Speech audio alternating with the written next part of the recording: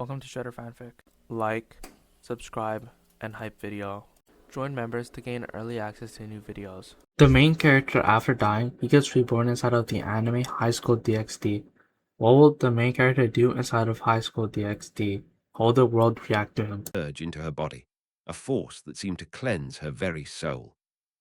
As the golden light faded, Riaz opened her eyes, which shone with an unprecedented light. This power is truly amazing. As Yiziro's blessing was completed, time passed little by little. The moon and stars hang high in the sky. Everyone is resting. Erica also went home first, and after finishing everything, she brought her childhood friend to Q Academy to follow him. At this moment, Yiziro lay on the mountaintop, enjoying the cool sea breeze and gazing at the scenery. I have trouble sleeping tonight. After all, I just came out to relax. Who knew I would accidentally kill a god? Anyone would be a little excited in that situation. Kani. Yiziro noticed that Kani, dressed in a butterfly outfit, was sitting alone on the beach looking at the sky. Kani was also somewhat worried. Of course, this was the first time Yiziro had seen Kani with this expression, and he felt that Kani missed her sisters. Yiziro also transformed into the wind and sat down next to Kani. "What's wrong, Kani?" Kani was startled by Yiziro's sudden appearance, but quickly composed herself. "No, it's nothing." "Nothing much. Your emotions are written all over your face," Yiziro said, ruffling Kani's hair with displeasure. "Are you missing your sister?" Kani hesitated for a moment, then nodded. "I miss Shinobu and Kano. I wonder how they are doing now. I'm a little worried." Yiziro gently put his arm around her shoulder, and Kani also leaned her head against Yiziro. "A long time. Don't worry, I'll go back with you in a few days to take a look. We'll also fish out Musen and let him bask in the sun. After everything's over, how about bringing your little sister back here to attend school?" Yiziro spoke calmly. Kani leaned against Yiziro's chest, feeling his warmth, and her mood gradually calmed down. "Zyro, it's so good to have you here. I will always be with you, not just you, and I will also protect the people I cherish." As he spoke, Yiziro lowered his head and kissed her lips. The two kissed, listening to the sound of the waves, enjoying the tranquility and warmth. On the distant sea, moonlight shone down, creating shimmering waves that seemed to whisper tales of their bright future. "Brothers, I suddenly have an idea. How about using these two divine artifacts to mold the protagonist into the heavenly Tao? I'm a little tempted." Chapter 61. The Arrival of the Sword King. Early morning of the second day. Erica had long prepared to go to the Bronze Black Cross to abduct her childhood sweetheart, Liliana, to be the king's subject and family member. After all, this can be considered as escaping her suffering. After tidying everything up, Erica opened the door and saw a blonde man and a middle-aged butler standing outside. Erica was slightly taken aback, but quickly her eyes widened. "Ha, the Sword King." Indeed, the man before Erica was the sixth Godslayer, also known as the King of Swords. Salvatore Toni. The man next to him was his Grand Knight and old friend and butler, Andrea Rivera. "Hello," is the seventh Godslayer inside, Tony said, then walked right past Erica and went inside, looking at his own king, who does things his own way. Andre, standing to the side, was truly helpless.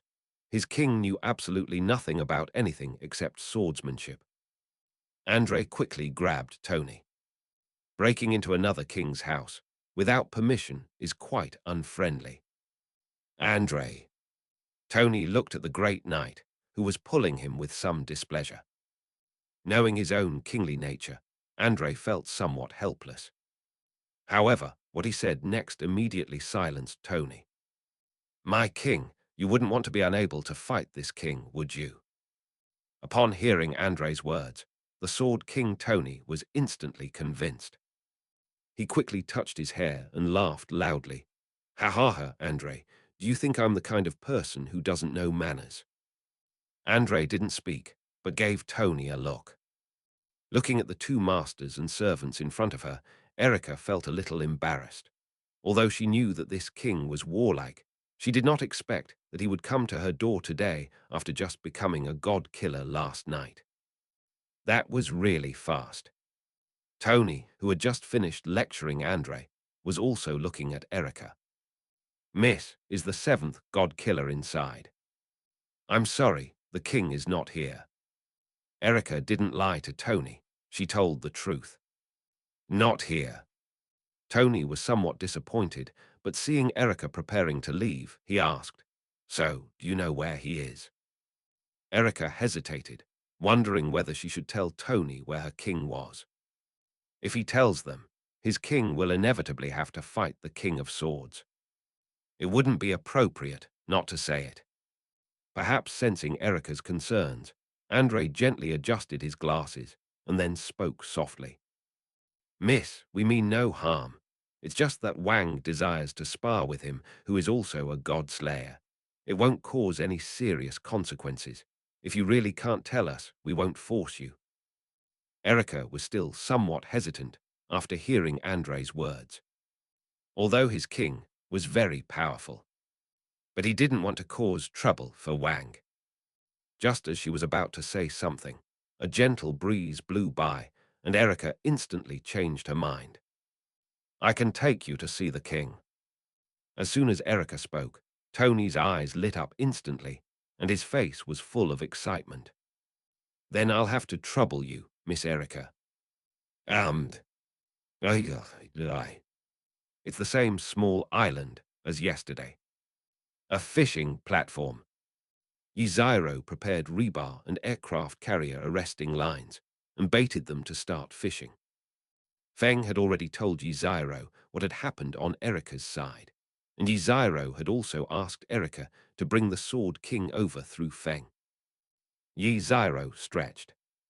"Looking at my first fishing trip today, I hope I won't come back empty-handed." Time passed little by little.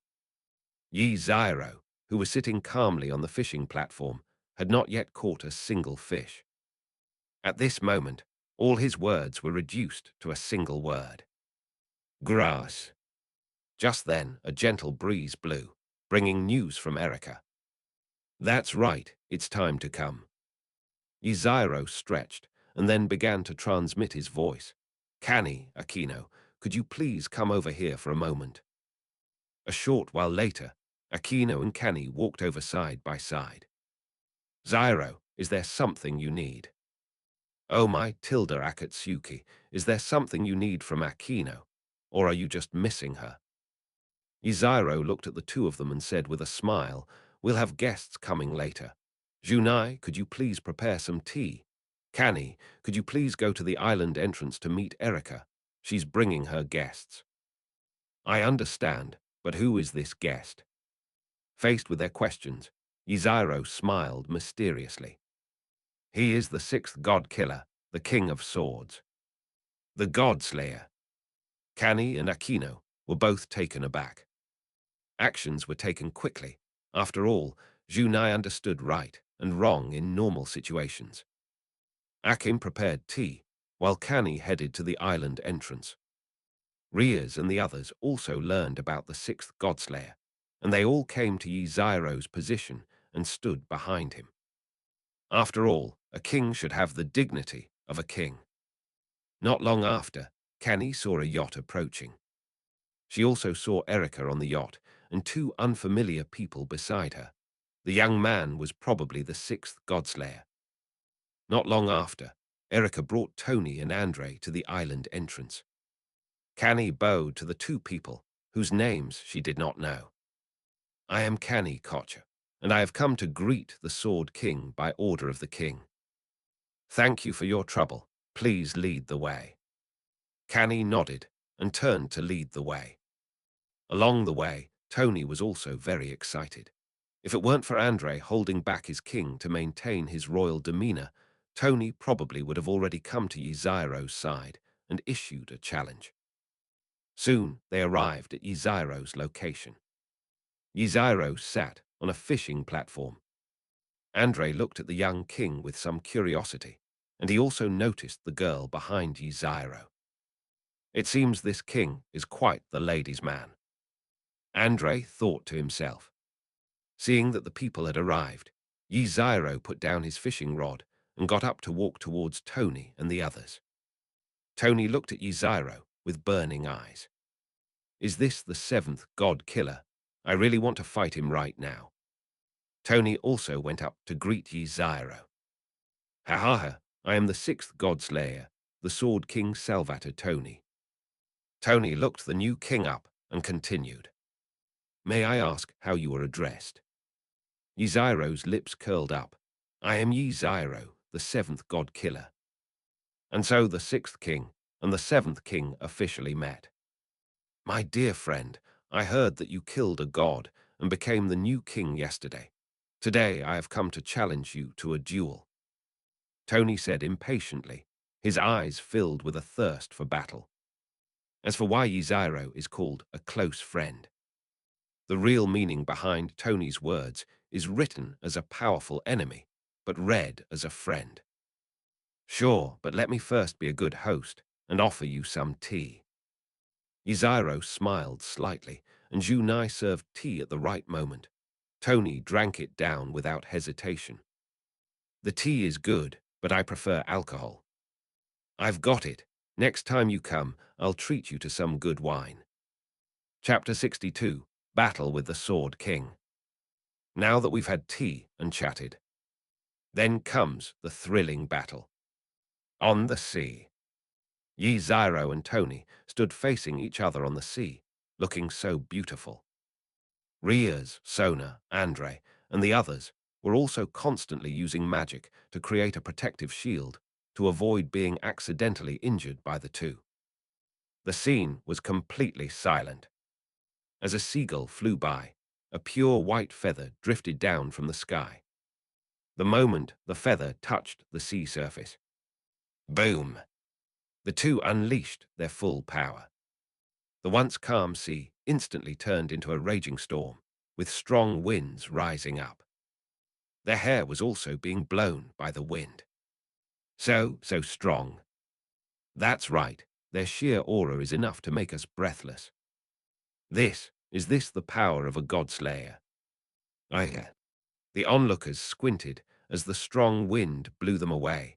If that force were to hit them, they probably wouldn't last more than a few seconds. The sky turned into two colors, stuck in the middle, locked in a stalemate. Ha, my intuition was right. Yzairo, you are indeed a very good opponent. Feeling Yzairo's imposing aura, Tony's fighting spirit was ignited. His demeanor changed from sunny and cheerful at the beginning to arrogant now. The clash of energies is just the appetizer. Now let's try the main course. Get ready, Yzairo.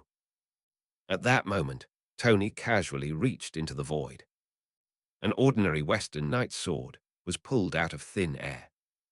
Kiba looked at this ordinary sword and wondered why his own demonic sword was trembling. The moment the blade was drawn from its sheath, the sword light, capable of severing everything, disturbed Kiba's mind. Even Riaz and Sona, who had seen many treasures, couldn't help but praise it as an unparalleled sword at this moment. But these things are not relevant to Tony, the king of swords. This sword is just an ordinary sword of mine. Come on, Yzairo, take out your weapon and let's have a good fight. Even before the fight started, Tony was already fired up. Andre, who was watching from the sidelines, covered his face helplessly. His king was good in every way, except that he was prone to getting carried away in battle. I don't have any weapons, but that doesn't stop us from fighting, Yzairo said with a helpless smile, spreading his hands. After all, if he were to draw the golden sword now, he would already be at a disadvantage. Okay. Tony didn't hesitate. Instead, he reminded him, well then, I'm coming. As soon as he finished speaking, a sonic boom was heard, and Tony's speed was like a meteorite falling from the sky, arriving in front of Yzairo in an instant. Yzairo also activated his kaleidoscope and captured Tony's movements. In an instant, Yzairo and Tony locked eyes. Both of them were somewhat surprised. One didn't expect the speed to be so fast, and the other didn't expect that their speed would be detected. But this did not hinder their fight. Without hesitation, Tony brought his sword down. When facing one's own kind, only by giving one's all can one show respect. An astonishing aura also erupted from the sword, as if it would cut down everything in sight. Yzairo looked at the sword blade. I'll cut through his sharp edge. Wind, become the blade in my hand, to vanquish all that is left behind. Yzairo was speaking from the heart. Then a longsword made of hurricane material instantly formed in his hand, using the sharpness of the wind to counter the sharpness of the sword. Clang tilde. A loud bang. The two collided. Immediately afterwards, a powerful force erupted, creating waves that surged skyward and formed a monstrous torrent that swept outwards in all directions. Ha ha ha, come on, let's fight to our heart's content. Come on, let loose. Tony flashed a hearty smile, but his hands didn't stop moving. Yzairo also wore a confident smile, constantly waving the sword blade that had transformed from the wind in his hand. The clash of wind and sword. Each clash was accompanied by powerful shockwaves and dazzling light. The two figures moved swiftly across the sea, sometimes leaping high into the air, sometimes diving down to charge, and the battle grew increasingly fierce. With the final collision, both of them slid backward several meters at the same time. The two steadied themselves, their fighting spirit growing even stronger. Tony, warm-up's over. Let's get started on the real battle. Ha ha ha, as expected, we're both belligerent. Since things have come to this, let's both give it our all. Tony held his knight's sword high in his right hand. Silver hand, transform your oath into an invincible blade. As the words were spoken, Tony's right hand began to change. His raised right hand transformed from flesh and blood into a silver metallic hand, the silver metallic texture enveloping Tony's entire right arm. Immediately afterwards, even the knight's sword in his hand turned silver. This is the power that Tony usurped from the Celtic god King Nuada, the severed silver arm. Well then, I'm here too. Yzairo also raised his right hand high. Language is light, and the power of words is also light. Therefore, light and the power of words become my sword and my blade. Bring me victory. As the incantation was uttered, a golden blade, entirely golden in color, appeared in Yzairo's hand. This is the 10th incarnation of the god of war, the warrior. Tony stared intently at Yzairo, and Yzairo stared back at him. I hereby swear, I will not allow anything I cannot sever to exist. This is an invincible blade capable of cutting through everything. I am the strongest, and I will shatter all obstacles, for glorious victory. Sword, cut down all that stands in my way. As the two of them uttered their words of power simultaneously, the two vanished from their spot in an instant. The moment the two disappeared, they left only a fleeting afterimage. Immediately afterwards, in everyone's sight, two beams of light collided and intersected like shooting stars. The golden and silver light intertwined and burst forth, the intense light forcing everyone to close their eyes. Each collision produced a deafening roar, as if it were tearing the heavens and earth apart. The sea surface was churned up by this force, like boiling water, with huge whirlpools constantly emerging. So strong. Is this what a battle between god-slayers looks like? How incredibly powerful. These two kings are acting too recklessly. Rias and the others did their best to maintain the protective shield, and their expressions turned very grim. Even though they were so far away, they were still affected. The two people on the field had no concerns whatsoever. The two men continued to clash their sharp blades. Ding, tilde. Not good. Yziro's eyes widened. Kamui. With the use of Kamui, Yziro barely managed to dodge Tony's sword by using his intangibility. The two distanced themselves from each other. Yziro looked at his bleeding abdomen and the word of power blade that Tony had severed, feeling somewhat helpless. This guy in front of me can really cut anything in half. Are you all right? Are you all right? Can we do it again? This chapter isn't very well written. Please bear with it, brothers. Chapter 63, The Battle of the Sword King. Tony looked at Yziro with excitement. He enjoys fighting, so he knows Yziro isn't using his full strength. Yziro looked at his abdomen, and then the wound quickly healed. Looking at the severed warrior avatar in his hand, the Sword of Words couldn't help but sigh. Tony, as expected of the King of Swords who can cut through anything, I'm at a disadvantage in close combat with you. As Yziro spoke, the warrior avatar in his hand dissipated. Then the power of thunder and storm appeared. Then I will use my full power. Looking at Yziro, who seemed like a demon god, Tony smiled happily. That's it, that's it. How could you, the seventh king, only have this much ability?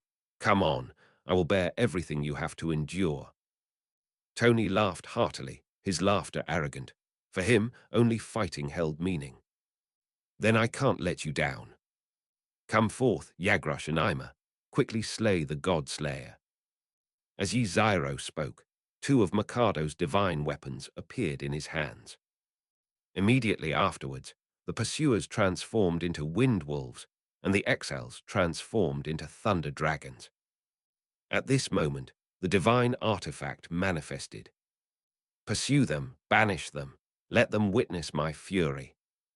As soon as he finished speaking, the wind wolf and thunder dragon roared and pounced on Tony. The wind howls, the thunder roars. Secondly, he quickly arrived in front of Tony. The fighting spirit in Tony's eyes intensified. That's it, come on. As Tony spoke, he charged toward the wind wolf and thunder dragon, the manifestations of the divine artifact. The wind wolves and thunder dragons instantly engulfed Tony, and wind blades and lightning intertwined to form a terrifying storm. Amid the storm, Tony's face was filled with excitement as he swung his sword repeatedly. Each swing generates a powerful airflow.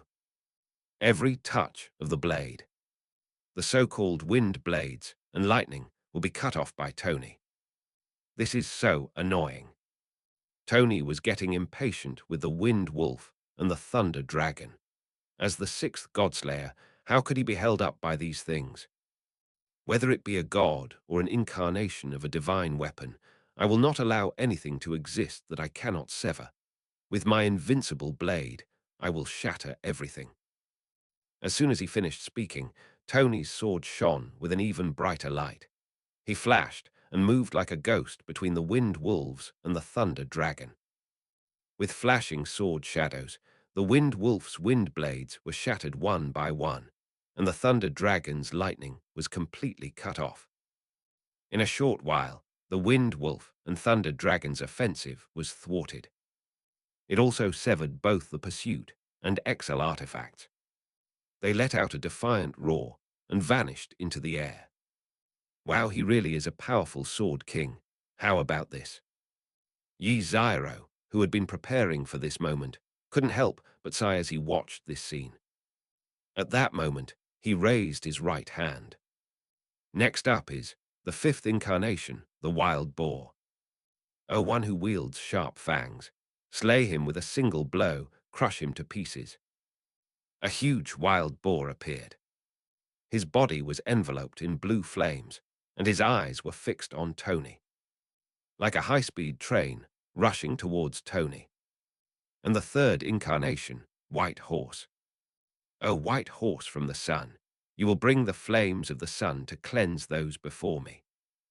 The white horse, formed from flames, followed behind the wild boar. After all, a magician who can't fight in melee isn't a good summoner. So what comes next is second incarnation, the bull. The fourth incarnation, the camel. The seventh incarnation, phoenix. The strength of a bull, the kicking skill of a camel, the speed of a phoenix. At this moment, all three powers are bestowed upon me. Yiziro felt the surging power within him and was extremely excited. The wild boar was incredibly fast, reaching Tony in an instant. Its sharp tusks gleamed coldly as it lunged at Tony. Tony remained calm and collected, drawing a sharp arc with his sword as he precisely slashed at the wild boar's tusks. Wend! With a loud bang, sparks flew everywhere, and the wild boar's tusks were severed. However, the wild boar showed no sign of stopping. With a flick of its head, another fang pierced its abdomen and carried it forward. Ha ha ha, that's interesting. Tony gripped the fang on his abdomen with force. The wild boar that was pushing Tony forward was also knocked to the ground. Just as the wild boar was overturned, the white horse of the Sunfire charged toward Tony like an arrow released from a bow, and scorching flames swept over him. Tony, who was unresponsive to his injury, laughed wildly. Even if I am shattered to pieces, the sword will never perish. The broken blade is melted again in the furnace, reforged and reborn as a new sword. How could such flames possibly destroy me? As the incantation was uttered, Tony was swallowed up by the white horse. King! Andre couldn't help but worry as he watched this scene. Tony's laughter echoed from within the flames. Ha ha ha, that's amazing. No wonder you're a newly minted Godslayer. But that's not enough to hit me. As the sun's flames dissipated, Tony stood unharmed, surrounded by hundreds of runes. This is steel protection. The authority that Tony gained by slaying the Norse hero Siegfried is the power to give his body the hardness and weight of steel and to protect himself. How about this? What?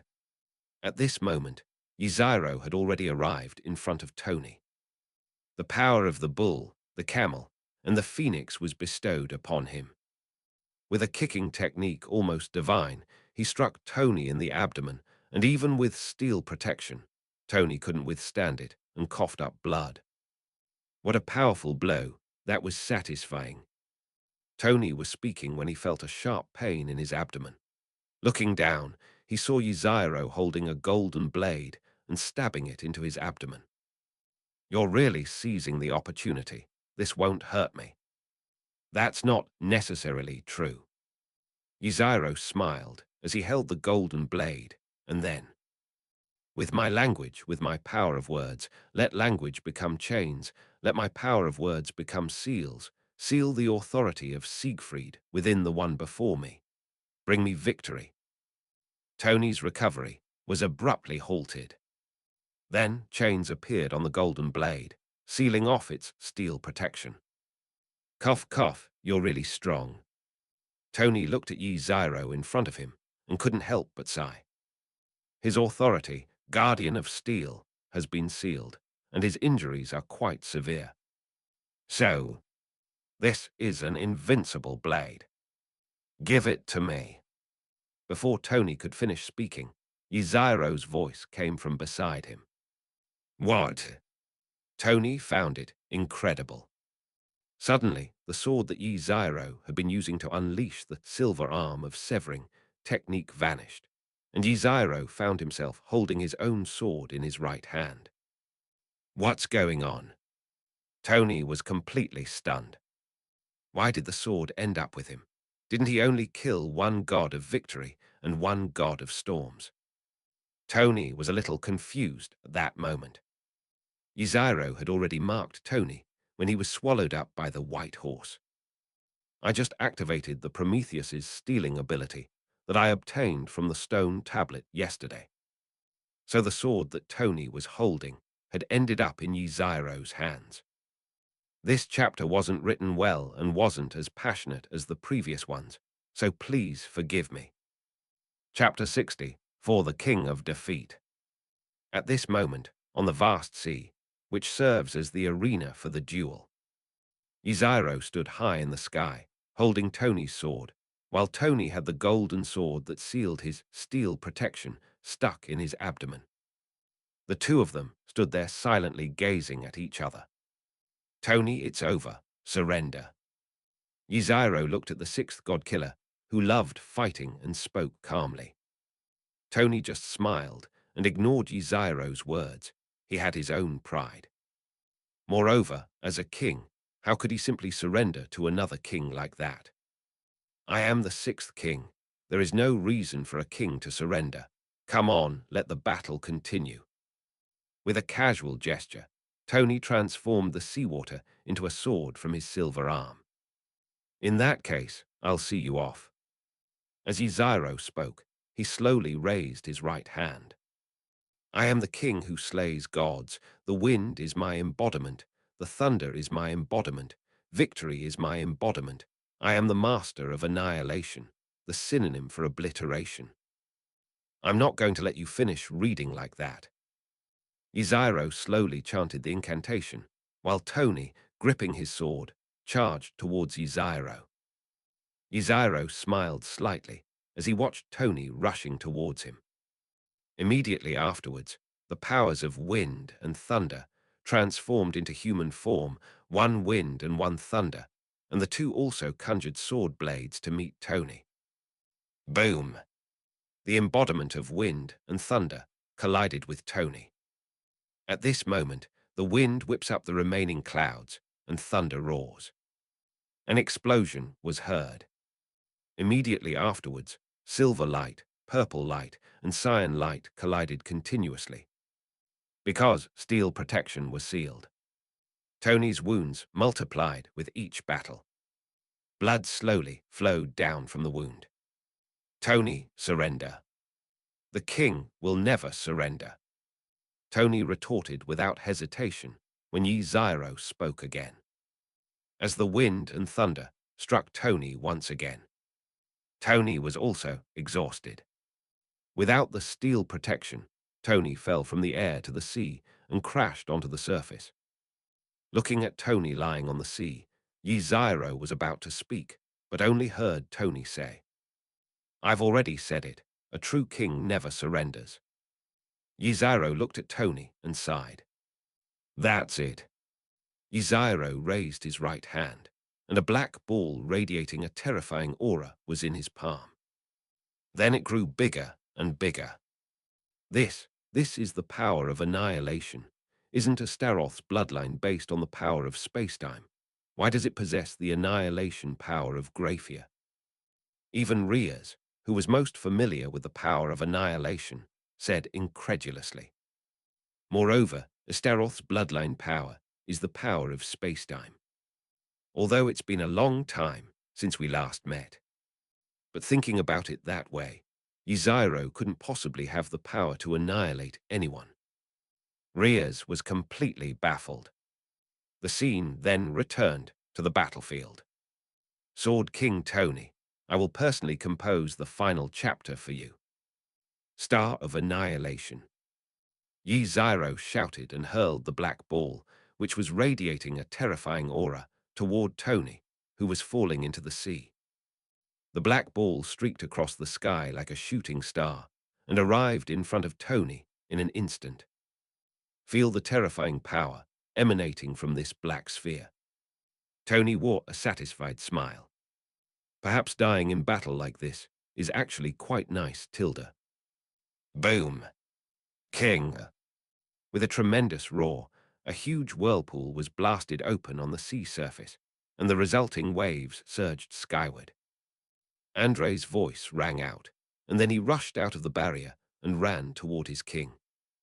The battle has now come to an end. We returned to the island once again. Covered in bandages, Andrei quickly sailed away from Yziro's island in his small yacht. On the yacht, Andre silently steered the yacht. Beside him lay a humanoid mummy wrapped up in a discreet package. After a while, a flash of silver light appeared, and a line appeared in the middle of the mummy. It then split in two. Tony, who had just recovered using steel protection, stood up. That's right. In the end, Yzairo released Tony's Guardian of Steel authority. Otherwise, Tony really would have to go offline. However, Yzairo, as the victor, also negotiated a condition. Tony needs to go to the eldest Marquis, Wang Vauban, and ask for Erica's childhood sweetheart, Liliana. Tony readily agreed to go to the first god killer to demand the person back. After all, he hadn't died, and he'd even had a good fight. The only condition for his defeat was to ask for someone back. Makes a killing. Tony looked at Andre, who was still injured and was driving the yacht, with a bit of embarrassment. If it weren't for him, Andre wouldn't have left the protective shield's range and been accidentally injured. Tony cautiously called out, "Andre." Andre ignored him. Looking at his old friend, he was genuinely angry. Tony obediently lowered his head and said, "Andre, I'm sorry for making you worry." Andre focused on navigating the boat, but still accepted Tony's apology.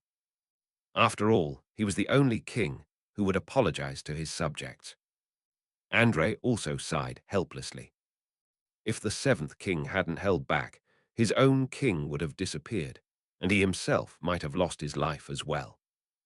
If the corpse ends up being controlled by that wretched guy, the first Godslayer, it will be even more embarrassing. Your Majesty, please don't always act so impulsively. If this king hadn't held back this time, the consequences would have been unimaginable. The peaceful atmosphere was also broken by Andre. He also spoke his mind. Tony was a little embarrassed after hearing this, and then laughed and said, "I just had my fill of fighting, and I will definitely keep my promise to Yzairo." Andre shook his head helplessly and continued steering the yacht. Half an hour. "Andre, what's your opinion of this king?" Tony also recalled Yzairo's annihilating power. There was absolutely no trace of authority about him. If it were to actually hit me, I would probably be dead without steel protection. Andre shook his head. "I am not qualified to comment on the king." "Andre, say something. Don't be so boring." "As your subordinate, I cannot judge you kings, but my king, our enemies have never been people like you, but those disobedient gods who have been resurrected from mythology." Andre paused for a moment before continuing. "At least this king's temperament is unlike that of other kings." Tony laughed out loud when he heard Andre's words. "Ha, that makes sense. It won't be long before the news of my failed challenge spreads. I wonder what the other five think of this eccentric king." Aye. Brothers, these 2 chapters might not be well written, and they might even be a bit bad. I can't even find where to read the light novel of Godslayer anymore. I'm also planning to catch up on the plot, and then add some illustrations. Chapter 65. The situation of various forces. The eldest brother arrives at the door. Just after Zyro finished his battle with the Sword King. News of the 7th God Killer also spread. Sakura Heimjima House, a hot spring room. "Master, the 7th God Slayer has been born. This is the information about the 7th King." A maid was respectfully delivering the message. Immediately afterwards, a sound came from inside the room. "Just leave it there." "Yes, master." The maid left immediately after putting down the documents. After a while, a woman wearing a bathrobe came out, followed by a woman who looked somewhat similar to Aquino Heimjima, but was slightly older. Compared to Heimjima Aquino, her pupils and hair color are somewhat reddish. She is Heimjima Suzaku, Heimjima Aquino's cousin. He is also the current head of the Heimjima family. She picked up the documents in her hand and began to read them carefully. But then she seemed to have found something interesting, and her mood became very pleasant. Looks like I'll have to talk to this king myself. The same family as Kiyoshuin. A girl with long, straight black hair and an air of Ofusa Kazuko was kneeling to one side, while in front of her was the head of the Seikian family, who was also the girl's father.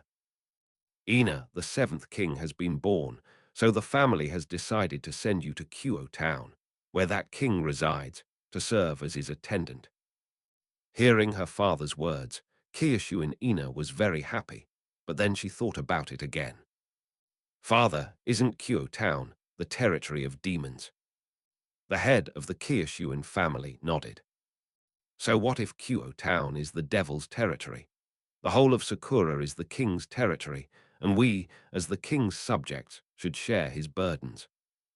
Kiyoshuin Ina smiled and said, Understood, father. I will become the king's attendant, and I will also gain the king's favor. Yes, I believe you can do it, Ina. And so the news of Yi Zyro becoming king spread among the various families. Similarly, cherry blossoms have also found their own king. Of course, everyone tacitly acknowledged that this king was also a demon, and no one mentioned it. Each of the major families sent their best children to make contact with this king they had never met. Time passed little by little. Yzairo and the others had returned to Kyo town from the island and then went home, while Rias and Sona went back to school for the time being. Yzairo's family members also went to do their own things. That's right, after the roast chicken incident, Rias and Sona also moved into Yzairo's house. Of course, Issei Hayato, Kiba, and Shiro Shimoto were thrown into an empty room 2 doors down. After all, this is our own home. How could we let them step in so casually? I'm back, Grafia. Welcome back, Master. Seeing Gyurifia greeting him at the door, Yzairo smiled and said hello, but Gyurifia's standard maid-like reply made Yzairo slightly taken aback. After all, Gyurifia only behaves like this on special occasions, or when some important person comes to visit. Then Yzairo asked somewhat uncertainly, Grifia, do we have guests at home? Gyurifia, yes, Master's brother, Lord Ajka, has come from the underworld. Hi. Hearing that his older brother was at home, Yzairo was slightly taken aback. His older brother had actually left the underworld. However, upon further reflection, Yzairo quickly realized what his older brother had come for. Perhaps because he had become a god killer, his older brother came to talk to him. Yzairo also didn't expect that the matter would spread so quickly in just one day. Yzairo opened the door and went inside without hesitation. Elsa and Diamat were chatting with their older brother. Yes, this guy is his real body, not a magical projection. At this moment, Elsa and Diamat both had slightly flushed faces. Because Ajaka just said that he could still work for several hundred years, you too should have a child with your brother as soon as possible, and then personally train one as the next successor. He will take over the position of Beelzebub, the demon king, when he retires. For Elsa and Diamat, having children was a distant prospect. Diamat is a 1,000-year-old house dragon, and Elsa never married in her previous life, so she is a little shy about Ajaka's urging to have children. Yzairo went inside and greeted Ajka with a smile. Brother, what brings you to the mortal realm for a visit? Ha ha, my dear little brother has become a god killer. Of course I, as his older brother, have to come and congratulate him. By the way, when are you going to have a baby? Yzairo sighed and rubbed his forehead. Big brother, this is still a long way off. Besides, I'm only 18. I'm still a child myself. Okay, just kidding. Your brother can hold on for hundreds of years, no problem, Ajaka joked. All right, brother, just say what's on your mind. Ajka's smile faded, and he spoke with a serious expression. Besides congratulating you on becoming a god killer, I have two other things to do in this world. The first issue is you're becoming a god killer. Every god killer who becomes a king has a fiefdom, such as the White Lotus King of Yanwang, the Wolf King of the Balkan Peninsula in Eastern Europe, the Sword King of Italy, and so on. So I discussed it with Serjax and the others, and we decided that those guys from the underworld would voluntarily withdraw from Sakura, and this area would be designated as your royal territory. Yi Zyro nodded in agreement as he listened to his older brother's words. Besides the issue of this fiefdom, various local families will also send people to contact you. These families may have many purposes, but most likely they are willing to follow you or offer outstanding young girls as your companions. To serve as an attendant. To put it simply, it means someone who will be your wife. Ajka said to Yzairo, with a you-know-what-I-mean expression. After all, the continuation of his lineage depends on his own little brother. Understood. Yzairo nodded after hearing this. Then he asked his older brother, "And what's the second thing?" "The second thing is the peace talks between us demons, angels, and fallen angels." Ajka also said seriously. This meeting concerns negotiations between the three factions, angels, fallen angels, and demons. This is the final negotiation. If this negotiation succeeds, then the war between the three families that has lasted for many years can end, and the three families can enter a perfect honeymoon period. Big brother, what do you need me to do? You will participate in this meeting as a fourth party, as the Godslayer, and participate, supervise, and witness as the Godslayer, not as the demon.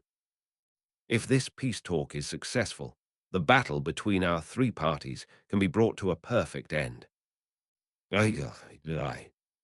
Chapter 66, How to Make the Demon Chess Piece. Hearing his older brother's words, Yzairo nodded in agreement. However, this meeting may not go smoothly. There is a 100% chance that those former Demon King faction members will engage in reckless behavior in order to maintain the so-called glory of the old era. By the way, Zyro, what's wrong, brother? Yzairo was still somewhat puzzled when he saw that Ajaka still had things to do. A flash appeared on Ajka's wrist. Then a notebook appeared in his hand, which he tossed toward Yzairo. Yzairo quickly caught the notebook. Big brother, what's this? These are notes about the demon chess piece reincarnation technology. Faced with Yzairo's question, Ajaka spoke calmly, as if the lost item was something unimportant. How? Yzairo was slightly taken aback. I never expected that my own brother would just casually throw this thing out like that. However, Yzairo's hands and eyes were very honest. I opened the laptop and started reading. To be honest, these things are quite detailed and also somewhat complicated. They are somewhat contradictory. But Yzairo could also see it clearly. Looking at the notebook, Yzairo wondered if he could learn from it and create a demon reincarnation pool by hand someday. This way, there will be no need to use chess pieces as a medium for reincarnation, and there will be no need to trouble his elder brother. Yzairo immediately became engrossed in it.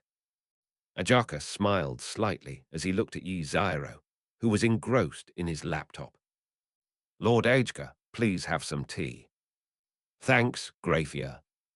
At this moment, Gyurifia also served tea to Ajka. Afterwards, Ajaka drank tea and chatted with Gyurifia and the others. After a while, Yzairo slowly closed his notebook and asked his older brother, Big brother, can I learn this? Certainly. Ajaka was very happy to see that Yzairo was willing to learn. Seeing that his older brother agreed, Yzairo felt relieved and then asked the question he had always wanted to ask. Brother, you could have easily created a reincarnation pool So why use chess pieces as a medium for reincarnation? Guess.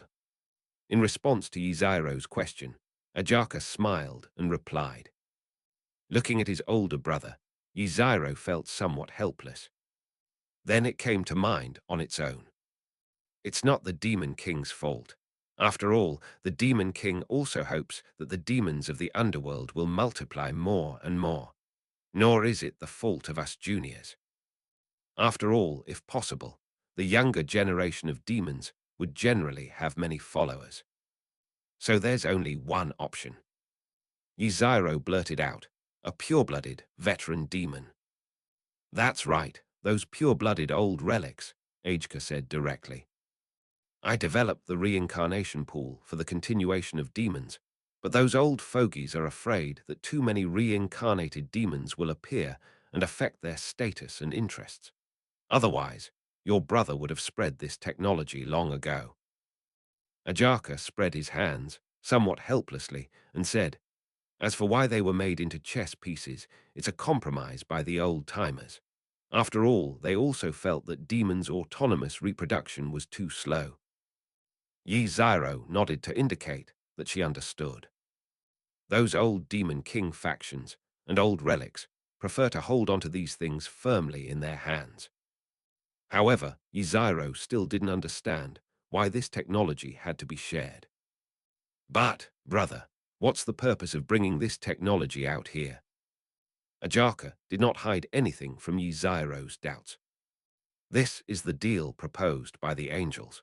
They want to use our demon pieces to complete the production of the angel playing cards.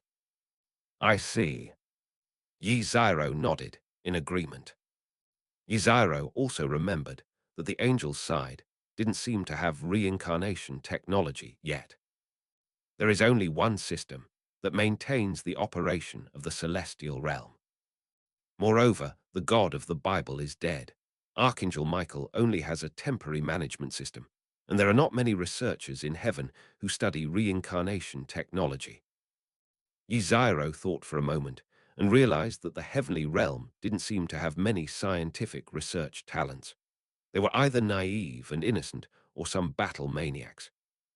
Therefore, if you use angel poker, which is made with half-baked knowledge, rashly, the risk factor will be very high. Just as Yzairo continued to think, Ajaka continued speaking. I have something to attend to at this tripartite meeting and cannot attend, so Serjax will represent the demons on my behalf. As for the transaction, you will handle it. We haven't decided on the details yet. These things aren't very useful to us, since I've already done them before. This transaction would just make the angels owe us a favor. As Ajka spoke, he seemed to have thought of something, and then looked at Yzairo. However, if you want an angel wife, you can mention it in the deal. I believe that if you want Gabriel from the heavens, Michael should agree. Yzairo nodded, as he listened to what his older brother had to say. My role in the tripartite meeting was that of a fourth-party supervisor and a decision-maker in the transaction. To be honest, Yzairo was somewhat tempted when he heard his older brother say that he could have an angel wife. Gabriel, the most beautiful woman in heaven, and the strongest female angel. And it really was just as my older brother said. If Michael wanted Gabriel, he would definitely agree. After all, Michael also wanted to see, will children born from the union of angels and demons fall from grace? That's how Ajaka's coming to Earth was explained and recounted in its entirety. Then it's time to go back. Ajka stood up, stretched a bit, and then looked at Yzairo. All right, Zyro, I've said everything I needed to say. Now, I'll leave the tripartite meeting and the angel investment deal to you. No problem, brother. Faced with his elder brother's words, Yzairo nodded to indicate that he had let it go. So have fun in the human world. As for those old geezers in the underworld, I, Serjax, and Seraph will take care of them and try to create a better environment for you in 100 years. Okay, brother, take care. After saying that, Ajka activated the teleportation array and returned to the underworld. After Ajka left, Yi Zyro picked up the notebook again. He planned to create a demon reincarnation board by hand in the next few days, since Yi Zyro felt that 30 chess pieces were really not enough. Brothers, you can't use 2 kings in a game, so after excluding the 2 kings, you still have 30 pieces left. Furthermore, 2 knights are needed. After all, the female protagonists in Godslayer all meet the requirements of a knight chess piece. Without further ado, Yi Zyro got up and headed towards the basement. At the same time, he didn't forget to give instructions. Griefia, I'll be busy with some things lately, so if anyone contacts me during this time, please entertain them. Okay, Zyro. Brothers, I'm taking a day off tomorrow. I haven't written in my safety log for 6 months. I'll try to finish it in 1 day. Watch me create a miracle in 1 day. It's tough. Chapter 67, The Demon Reincarnation Disc. New familiars arrive. Damn, I haven't finished my meal in a day. It's so frustrating. Time always flies by, and 3 days have already passed. Inside Yzyro's basement. Ha, I did it. I finally did it. At this moment, Yzyro, with his messy hair, was laughing excitedly in the basement. On the experimental table in front of him, a roulette wheel was floating on it. This is the demon reincarnation roulette that Yzyro created using his elder brother's notes, his own intelligence, and a tiny amount of materials. Now we no longer have to worry about lacking chess pieces. This roulette wheel was made based on the 6 paths of reincarnation from a novel. Therefore, my roulette wheel is divided into 5 shapes based on the existing pieces. Meanwhile, the 5 corners of the roulette wheel are engraved with words: soldier, knight, chariot, bishop, and queen. Furthermore, it will automatically assess the reincarnated individual's rank based on their quality and then bind them to chess pieces. Of course, those who dislike fighting can choose to become ordinary reincarnated demons. Yzyro waved his hand as he looked at the roulette wheel in front of him. The devil's roulette also floated in Yzyro's palm. Now, he just wanted to find someone to test it out immediately. Thinking it over, Yzyro also put the roulette wheel into his body. They then went upstairs. Como Town, train station. 2 beautiful women stepped off the train. The 2 women were quite different. One had blonde hair and clearly exuded the air of a young lady from a wealthy family. The other had long silver hair and a serious expression. They were Erica and Liliana. Liliana was obtained by Erica yesterday when she took the sword King Tony to Count Vauban. After all, the Sword King and the Wolf King had been exchanging friendly greetings for nearly an hour. In the end, it was only after the Sword King threatened to come visit him, the old man, every day that he finally got Liliana back. Erica still felt a little scared when she thought about yesterday's friendly exchange. To be fair, the king's fighting prowess is quite terrifying. We've finally arrived, Tilda. Erica stretched and turned to look at Liliana. Liliana, now I'll take you to meet the 7th king. Thank you for your help, Erica. No problem at all. We're childhood sweethearts, Tilda. Hearing Erica's words, Liliana suddenly wanted to punch her. After all, their meeting was a tragic fate. However, Liliana was still grateful to Erica for rescuing her from that perverted king, Count Vauban. And so the 2 of them left the station. As soon as I got off the train, someone called my name. Erica, Tilda.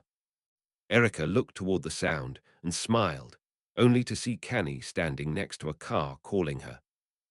Canny. Erica saw Canny waving at her, then quickly walked up to Canny and gave her a warm hug. He then introduced her to Liliana. Lily, this is Canny Kocho, the king's knight. Canny, this is the retainer I'm going to introduce to the king, Tilda. Hello there.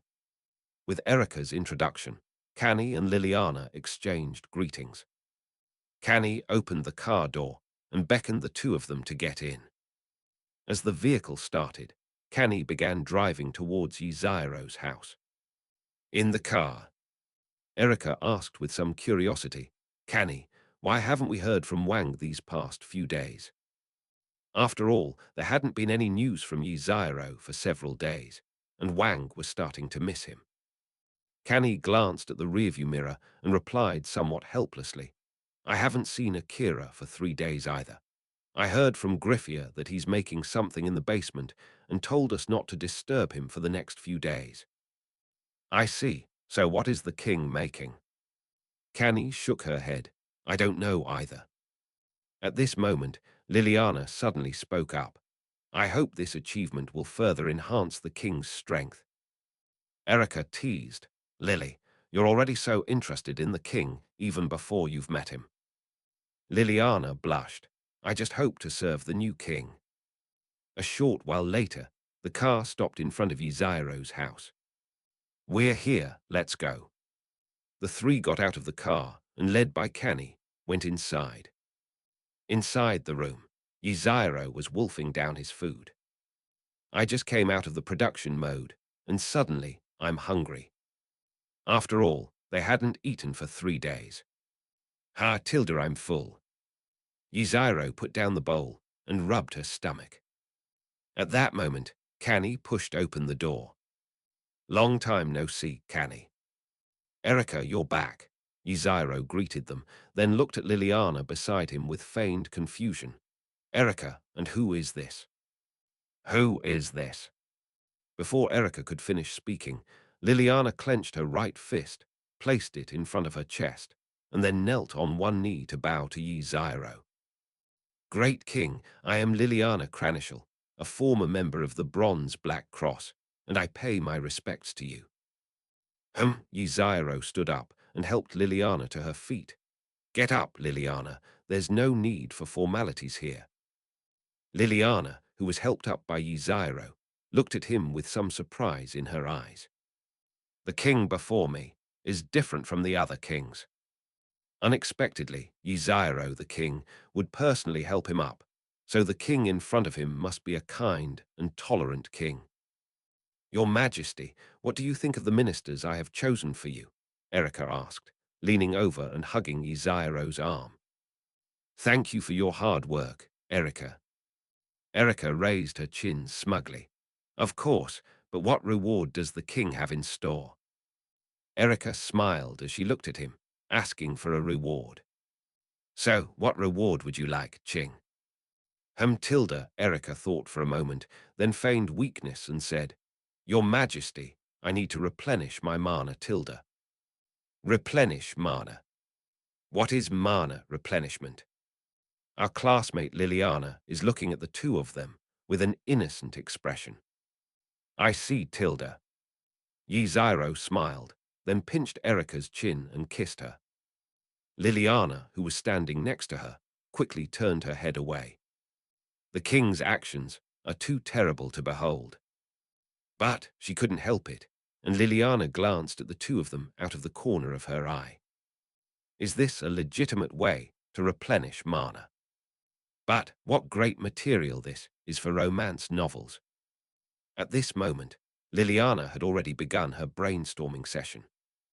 "I'm about to start writing my own romance novel." "Wrong." Liliana quickly banished the idea of reading a romance novel from her mind. Then he continued to stare in disbelief. Has the relationship between Wang and Erica reached this point? Could it be that Erica has already become a princess? "Hiss, Tilda." As Erica's expression gradually became more alluring and seductive, Liliana thought to herself, "What a vixen." But this did not prevent Liliana from conceiving the content of her novel in her mind. Chapter 68 adds more knights to the fellowship. After a long while, the two parted ways. Yzairo finished replenishing Erica's mana. Erica leaned on Yzairo's shoulder, her face flushed with satisfaction. So what's next? Yzairo turned his attention to Liliana, who was still thinking about how to start writing her romance novel. Liliana. Liliana. Yzairo called her name a few times, and Liliana quickly snapped out of her own world. Seeing this, Yzairo immediately knelt down on one knee. I'm sorry, Your Majesty. I was just lost in thought. Liliana was now somewhat annoyed that she had actually been distracted in front of the king, which was a great disrespect. Yzairo smiled. It's all right. I wonder if Miss Liliana would be willing to become my subject. Liliana was stunned for a moment after hearing Yzairo's words. He was overjoyed, never expecting the king to accept him as a subject, and equally never expecting Erica to share the king with him. So Liliana placed one hand on her heart. I, Liliana Cranishel, hereby swear an oath. I am willing to serve the new king. I will become his sharpest blade. I will cut through all obstacles in his path. I will follow the king. I will follow in his footsteps. As he finished speaking, Yzairo nodded in satisfaction. After becoming a god-killer, one will have no shortage of potential followers. At this moment, Erica, who was leaning on Yzairo's shoulder, spoke up. She looked at Liliana, a smirk playing on her lips, like a fox plotting something. My lord, shouldn't we grant Lily a royal blessing and make her a pawn? Protection, a pawn. Liliana looked at Erica with some confusion. What are all these things? But Yzairo knew what Erica wanted to do. He simply wanted to see his beloved childhood sweetheart in such a predicament. But Liliana didn't know that. My king, please grant me your protection and my chess pieces. As Liliana uttered those words, Erica prepared to watch the show unfold. Yzairo smiled, stepped forward, and gently cupped Liliana's face in his hands. How? So close, the king's aura. Looking at Yzairo so close to her, Liliana's cheeks instantly turned red, and her heart began to beat faster involuntarily. I don't know why I feel both excited and nervous. She wanted to close her eyes, but Erica stopped her with a single sentence. If you want protection, look into the king's eyes, Tilda. At this moment, Erica was like a cunning fox. Can't I close my eyes? Liliana wanted to ask why. Yzairo lowered his head and kissed Liliana. How? Liliana's eyes widened as well. The sixth incarnation, the boy, reappears. Liliana felt a warm current flow into her body. What is that? It's in. Wrong. This was my first kiss, and I inexplicably gave it to the king. Why? Why is my heart beating so fast? For a long time, the lips are divided. Liliana's eyes were filled with spring-like longing, and she looked somewhat dreamy. The flash of the camera instantly brought Liliana back to reality. Liliana exclaimed in shame and anger, Erica. Oops, Tilda, I forgot to turn off the flash, Tilda. Erica looked at her phone with a hint of annoyance, but quickly recovered and said, But I've never seen Lily like this before, Tilda. He then showed her the photos he had just taken. Liliana was in the spotlight and wanted to find material for her own story, but she never expected that she would become the material herself. Erica, you actually took a picture of that. Liliana stomped her foot in embarrassment and reached out to snatch Erica's phone. Erica nimbly dodged and ran behind Yzairo with a smile, hiding there. My king, protect me. Lily is going to bully me. Your Majesty, I'm the one who's being bullied. Watching the two, who seemed like sworn enemies, Yzairo watched them bicker with great interest. He then coughed lightly. All right, stop fooling around.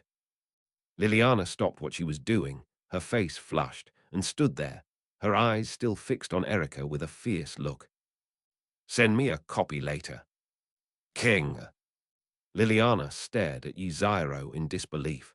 She hadn't expected her king to be this kind of person. Yzairo ignored the ashamed and indignant look in his subordinate's eyes. Erica playfully gave Liliana a peace sign.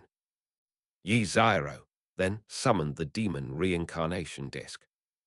He glanced at Liliana, and then a night piece appeared brightly in his palm. Suddenly, Yzairo felt that what he had created was a bit too casual. Should he add a smart voice package? Forget it, I'll reincarnate first. Liliana, now that the blessing is complete, the next step is to select the pieces. Are you ready? Liliana took a deep breath, her face still flushed, but she nodded firmly. I'm ready, Your Majesty. Okay, then. My lord, let me help you. Erica left Yzairo's side and then came to Liliana's side. Looking at her bad friend, Liliana felt a little flustered for some reason. Erica, what do you think you're doing? I didn't do anything, Tilda. I just helped Wang with his work, Tilda. Erica said, then gave a sly smile. Erica pulled open Liliana's coat from behind, exposing her fair skin to the air. The girl's figure was on full display. To be honest, this is the youngest child Yzairo has ever seen in a long time. The child is probably going to have a tough time in the future. Just as Liliana was about to cry out, a cold sensation came from my chest. Yzairo also pressed the chess piece in his hand against her chest. Immediately afterwards, Liliana felt something slowly entering her body. Good, we're in. Yzairo watched with satisfaction as the chess piece and Liliana merged into one. Then Liliana's body emitted a light, and Erica released her grip. After a while, as the light faded, Liliana felt the extra power within her body. Feel good. Now, Liliana has grown a pair of demon wings on her back. Family gift pack +1. A system notification sounded. Erica, you've gone too far. Liliana looked at Erica with a mixture of embarrassment and anger. She actually showed such a shameful side of herself to the king. He, Tilda Lily, I have even more outrageous things to say. As she spoke, Erica reached out and touched Liliana's wings, feeling the pleasure emanating from them. Liliana quickly withdrew her hand. You. Liliana was no match for the wicked woman in front of her. Yzairo found this scene quite amusing. However, Yzairo still stepped forward to help Liliana straighten her coat. All right, the ceremony is complete, Liliana. From now on, you are not only my subject, but also my kin. Liliana blushed and knelt on one knee. Yes, Your Majesty, I will certainly live up to your expectations. Chapter 69, the gift pack is opened. Yukino is being targeted. My mind is a bit blank right now. It's hard to keep going, so I'll make up for it with a chapter today. Get up, Liliana. I don't have that many rules here.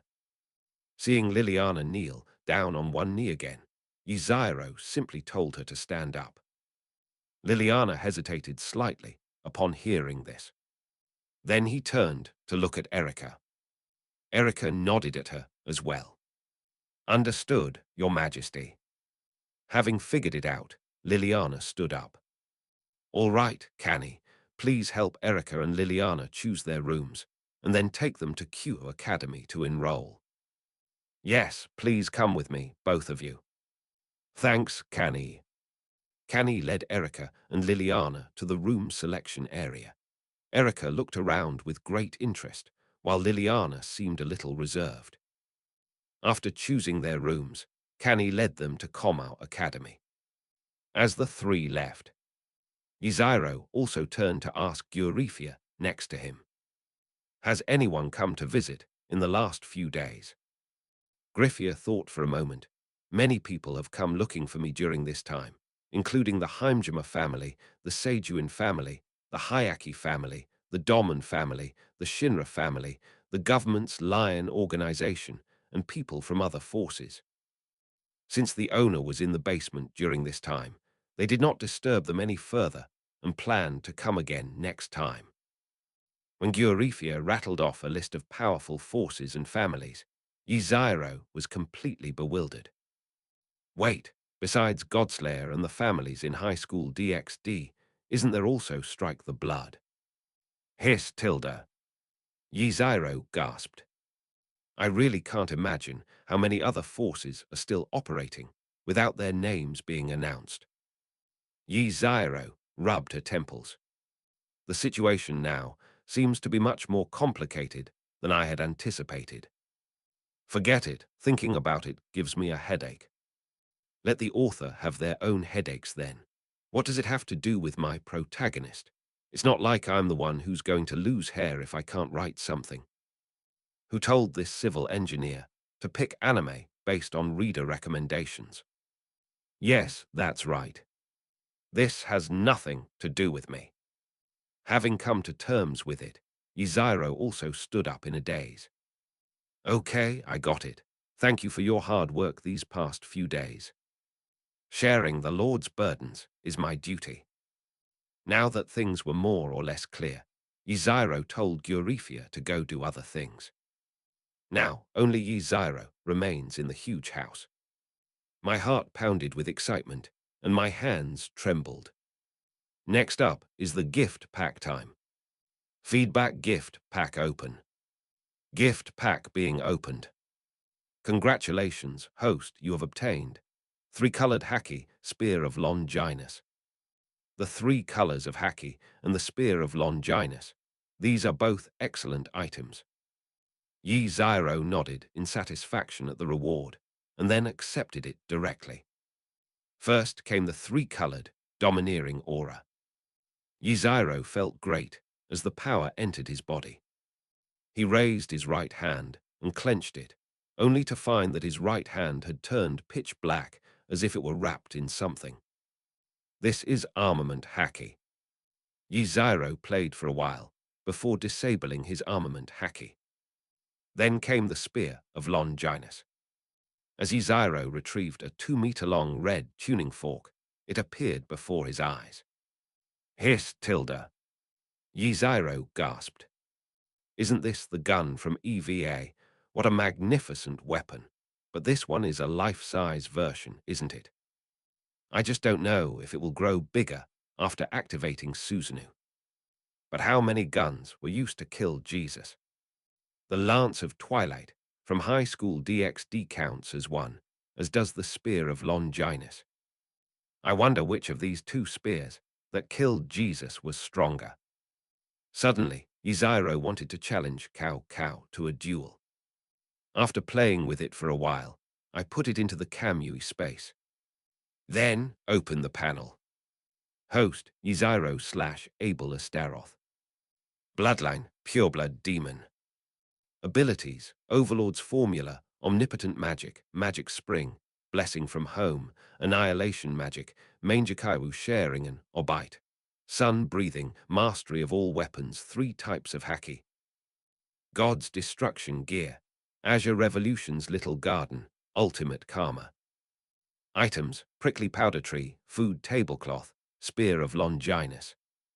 Family members, Greffia Mutant Queen, Miko Yotsuya Soldier, Kani Kocho Knight, Elsa Mutant Soldier 8, Erika Knight, Liliana Knight. Permanent World, Demon Slayer. Chiba, Sobo High School.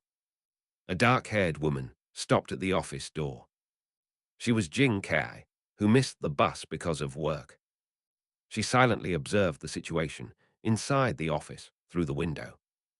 Many evil spirits were seen wandering around the office. Looking at the evil spirit inside, Hirotsuka Shizuka silently lit a cigarette. He took a drag and then opened the door. As soon as the door was opened, the evil spirits surrounded Hirotsuka Shizuka one by one. Can you see me? Can you see me? Looking at the evil spirit pressed against her face, Hirotsuka Shizuka blew a smoke ring towards it. Since becoming a demon, Hirotsuka Shizuka seems to have seen a part of the true nature of the world. The evil spirits that were previously invisible have now become visible. She was terrified several times, and it seemed like there were endless monsters in front of her. After a while, they all popped up. Looking at these evil spirits, Haratsuka Shizuka said helplessly, "Why can't you ever finish cleaning up all this stuff?" The evil spirits, who had been sprayed in the face with smoke rings, became excited upon hearing what Haratsuka Shizuka said. "You can see it, you can see it." Then he rushed towards Haratsuka Shizuka. As the evil spirits charged toward her, Haratsuka Shizuka, with a cigarette dangling from her lips, raised her arm high, her magic surging within her, and then slapped them one by one to death. This is quite reminiscent of a landlady. After a while, Haratsuka Shizuka clapped her hands, signaling that she was done and finished, without even dropping any ash from her cigarette. She calmly flicked off her cigarette ash. "That feels good." Looking at the office that had been emptied again, Haratsuka Shizuka couldn't help but sigh. "I don't know where this evil spirit came from. It just won't stop." Haratsuka Shizuka muttered to herself, then began packing her things. After a while, Haratsuka sat quietly in his office chair. Dong dong dong tilde. At that moment, there was a knock on the office door. Then the door opened, and a girl with long, straight black hair walked in. She had a cold and stern appearance, like a flower on a high mountain. She is the model worker, Yukino Yukinashita. The only drawback right now is that my dark circles are quite severe. "Oh, it's Yukino. What's up?" Haratsuka Shizuka paused for a moment before finishing her sentence, noticing that the girl seemed to lack energy and had dark circles under her eyes. "No, it's not just dark circles. What's with that black aura emanating from this girl?" Haratsuka Shizuka asked with concern. "Yukino, are you feeling unwell?" "Teacher Jing, I'm fine." "Hey guys, send some free gifts." Chapter 70, Yukino, controlled by the cat demon. "Teacher Jing, I'm fine." Yukino Yukinashita shook her head in response to Haratsuka Shizuka's concern, indicating that she was fine. "I've only been having nightmares these past few nights. That's why I've been in a bad state lately. Besides, there can't possibly be demons and monsters, right?" As a staunch materialist, Yukino Yukinashita wouldn't believe in such things. After internally rejecting the idea, Yukino Yukinashita looked at Shizuka Haratsuka and then handed her a club application report. "Teacher, this is my club application report." Looking at Yukino Yukinashita in front of her, Shizuka Haratsuka knew without even looking which club this girl wanted to apply for. Is it going to be the service club again? Yukino Yukinashita nodded slightly. "Yes, teacher, I hope." All right, I know. The wealthy with compassionate hearts give their surplus to the needy." Knowing what Yukino Yukinashita wanted to say, Shizuka Haratsuka interrupted her. She crossed her legs and continued, looking at the snow before her. "So you want to move the junior high school service department to the university?" Yukino Yukinashita nodded again. "That's right, teacher. I hope to continue the service club at the university to help those in need." Haratsuka Shizuka leaned back in her chair, watching her with interest. "You're quite persistent, aren't you?" "But university." Haratsuka Shizuka wanted to say something more, but then stopped herself. "You should understand the establishment of clubs." "I understand. The club must have at least 3 members, and we need to gather them all within a week." Yukino Yukinashita, of course, knew the next steps. Haratsuka Shizuka smiled and looked at Yukino Yukinashita. "Good to know. Let me take you to choose an activity room now, since there are still a few left." Yukino Yukinashita followed Shizuka Haratsuka to the activity room area. Looking at each room, most of them were old and cluttered. When she reached a room at the end of the corridor, Yukino Yukinashita's eyes lit up. The room wasn't big, but sunlight streamed in through the windows, making it exceptionally bright and warm. "This room will do, teacher," Yukino Yukinashita said. Heretsuka Shizuka nodded. "Okay, then we'll book this place. You'll need to hurry up and find club members. A week isn't a short time, but it's not too long either." "Okay, teacher, I'll clean up first." "Okay, here's the key. I'll be going now." With that, Heretsuka Shizuka handed the key to Yukino Yukinashita and then left the activity room. After Heretsuka Shizuka left, Yukino Yukinashita looked at the activity room and began to tidy up and clean it. However, what Yukinashita and Heretsuka Shizuka didn't know was, on a large tree outside the window, a black cat tilted its head, its blood-red eyes gazing at the snow. If Yzairo were present, he would know that the cat in front of him was a magical beast, or you could say a demon. And it seems that quite a few have already fallen into its hands. Time passed little by little. The sky gradually darkened. Inside the office, Shizuka Heretsuka began preparing to go home. She packed her things, left the office, and headed towards the parking lot. Got in the car. Jinky leaned quietly against the car seat. Looking out the window, I started missing a certain unreliable jerk. Honestly, he hasn't come to see me in so long. Sure enough, men are all big pigs, they only like young girls. Heretsuka sat quietly in the car, muttering to himself. He then took out a cigarette from his clothes, ready to light one. Just then, a gentle breeze blew by, and at the same time, the voice of the person you longed for rang out. As soon as I arrived, I heard some older single woman talking badly about me. Heretsuka Shizuka turned her head sharply and saw the person she missed sitting in the passenger seat.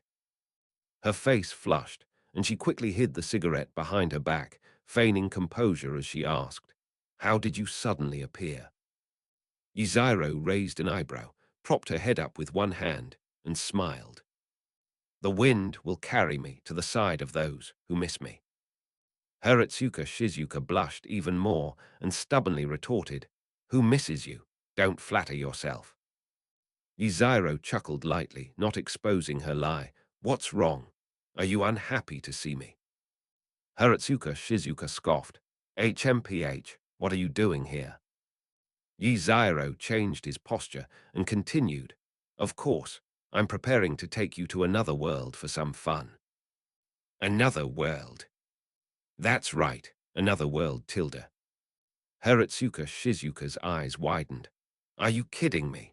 We can go to another world." It's no wonder Heretsuka Shizuka was surprised. After all, the other world is something from a novel, but she also forgot that demons are also real things in stories. Yzairo smiled slightly. "Are you going or not? Everyone's waiting for you at home, Tilda." "Of course we're going. We didn't have time last vacation. We can't miss this one." With that, Heretsuka Shizuka started her car and drove towards Yzairo's house. Heretsuka Shizuka, who was in the car, was very excited at that moment. Another world. An isekai, another world, within a shonen manga. I wonder if there are such things as demon kings and heroes. As she drove, Heretsuka Shizuka fantasized about her journey to another world. The car just kept driving like that. Parking.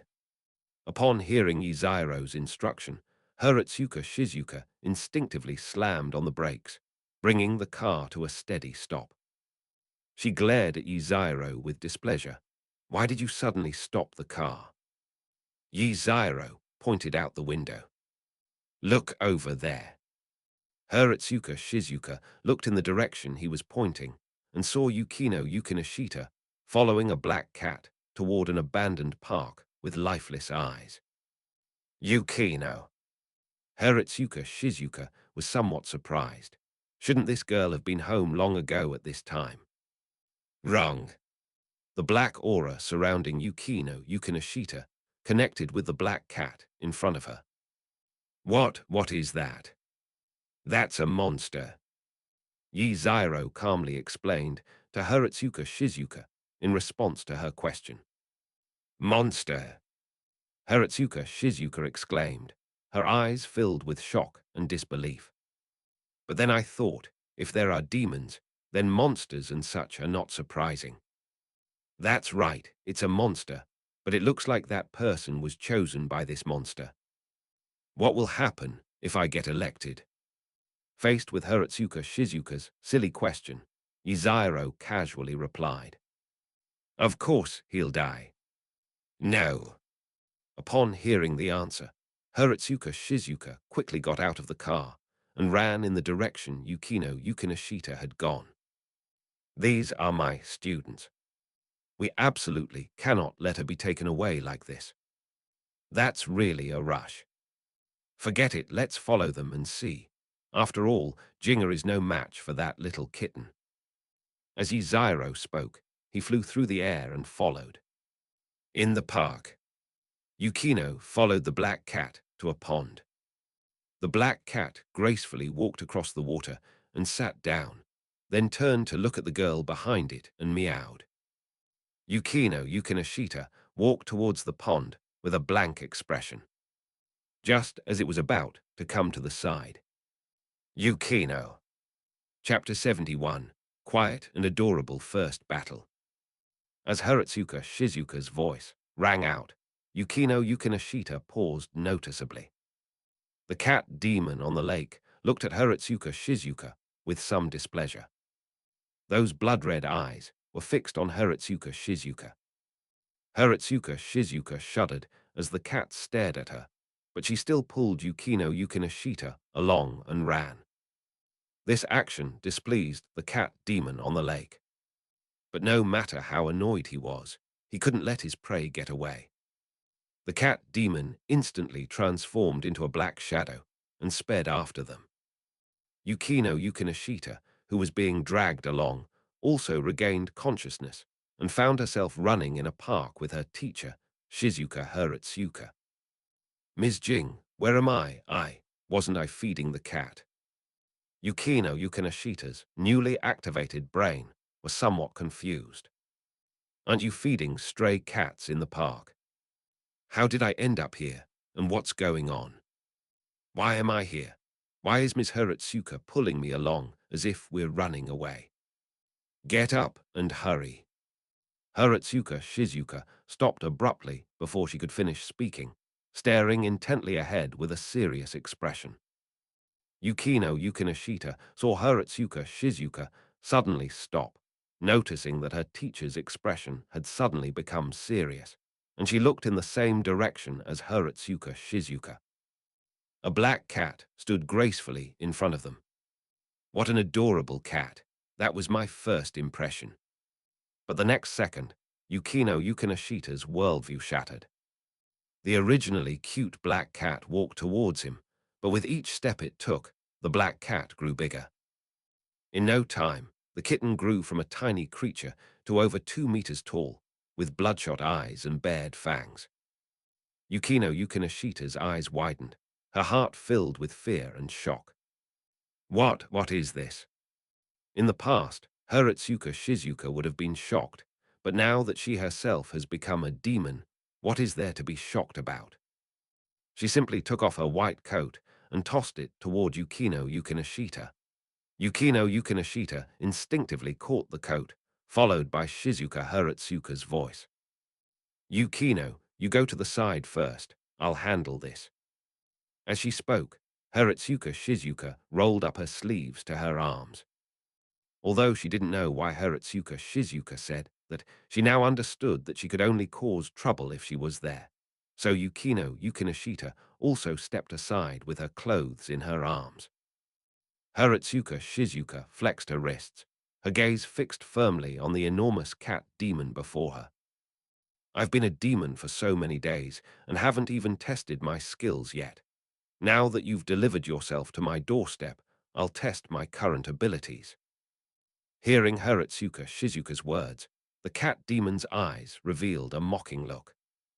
At this moment, the cat demon spoke. You've only been a demon for a few days, and you're already so arrogant. So what if you have a master? As long as I kill you, I can roam freely to the ends of the earth. Are you afraid of getting caught? As soon as the words fell, the cat demon appeared in front of Haritsuka Shizuka in an instant. Haritsuka Shizuka did not expect the cat to be so fast. The cat demon raised its right paw high, its claws as sharp as blades. Shatilda. Teacher, Yukino Yukinashita cried out. Dying. Haritsuka Shizuka subconsciously closed her eyes, but instead of feeling pain, she heard the cat demon's painful howls and her man's voice. Little kitty, I just heard you say you were going to attack my servants, Tilda. Haritsuka Shizuka slowly opened her eyes and saw Yzairo standing in front of her, with a smooth cut on the front leg of the cat demon in front of her. The severed leg fell not far away.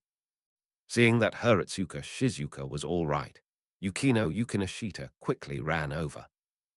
Let me go, the cat demon said tremblingly. Let you go.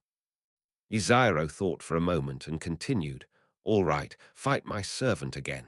If you win, you can do whatever you want. If you lose, you'll leave your life behind. Yes, sir. No problem, sir. The cat demon nodded, without hesitation. Better to live a wretched life than to die a glorious death. Surely there's a place for this cat in this vast world. Yzairo looked at Haritsuka Shizuka. Come over. Haritsuka Shizuka obediently walked over, just about to speak. To Yukino Yukinashita's astonishment, he grabbed Haritsuka Shizuka's chin and kissed her. The sixth incarnation, the boy, is activated once again. Yukino Yukinashita never expected that Haritsuka Shizuka, with her thick eyebrows and big eyes, would actually. Well, this isn't the time to think about that. Unexpectedly, the two of them kissed right in front of her.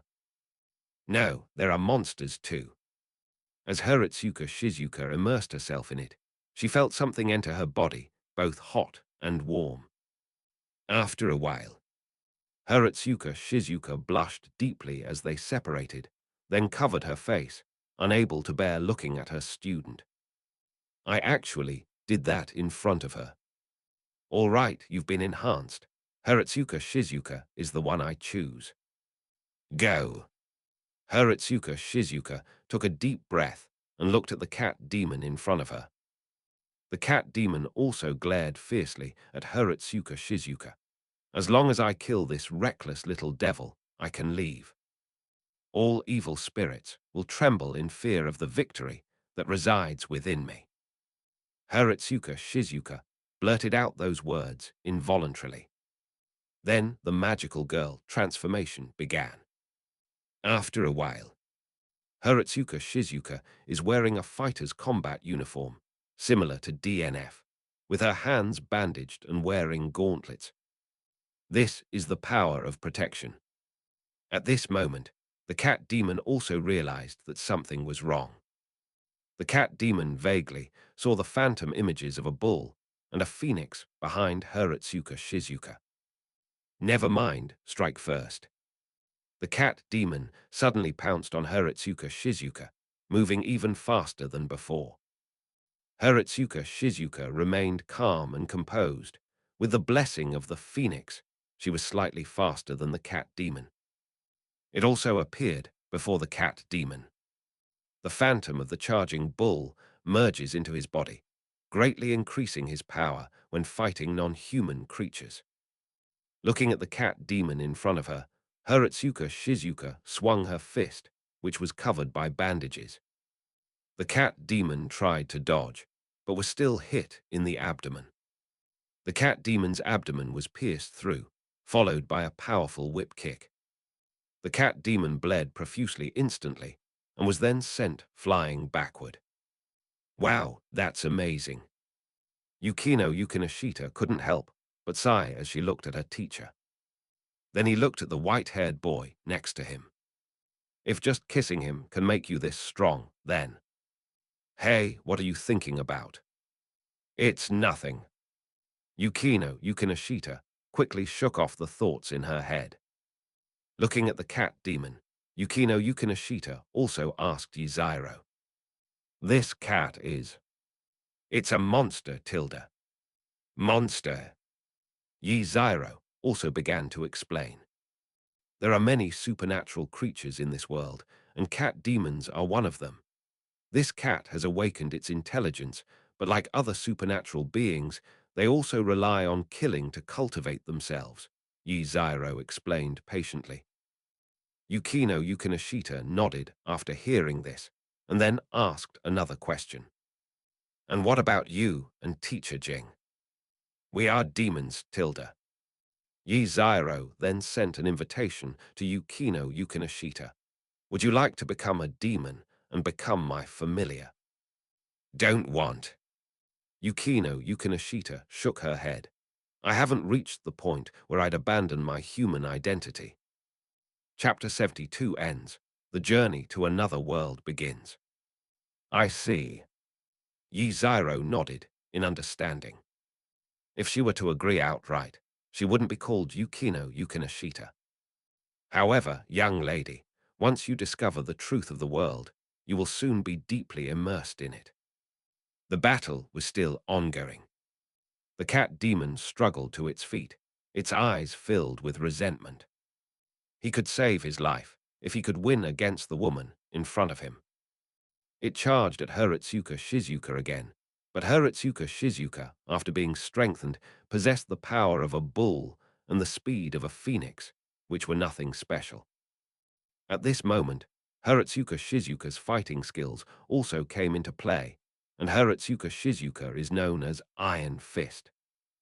Just as the cat demon pounced, Hiratsuka Shizuka dodged to the side, skillfully avoiding the attack, and then delivered a swift, straight punch to the cat demon's abdomen.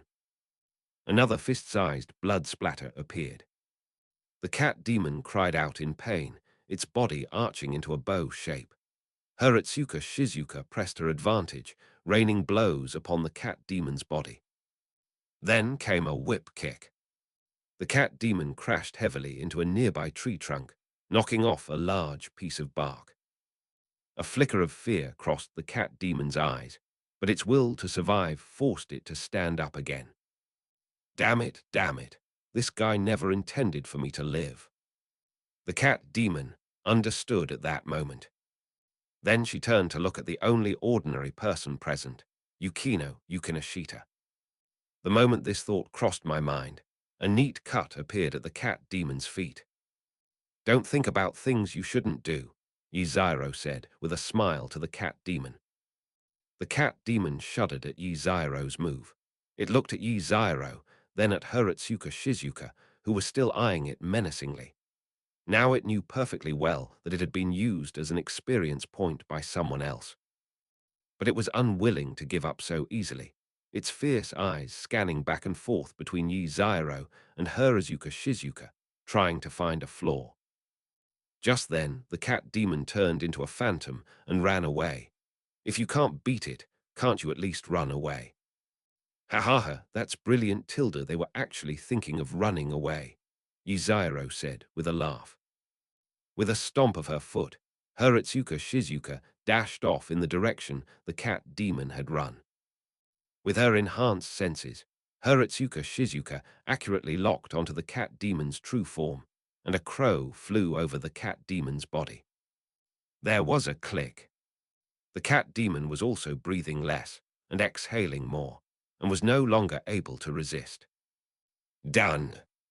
Hiratsuka Shizuka clapped her hands, looked at the cat demon who was barely breathing in front of her, and then dragged it back.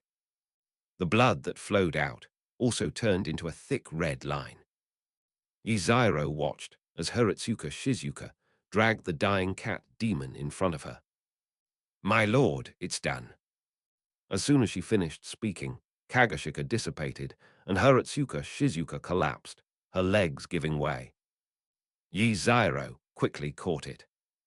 Hiratsuka Shizuka felt a little weak. What's wrong with me?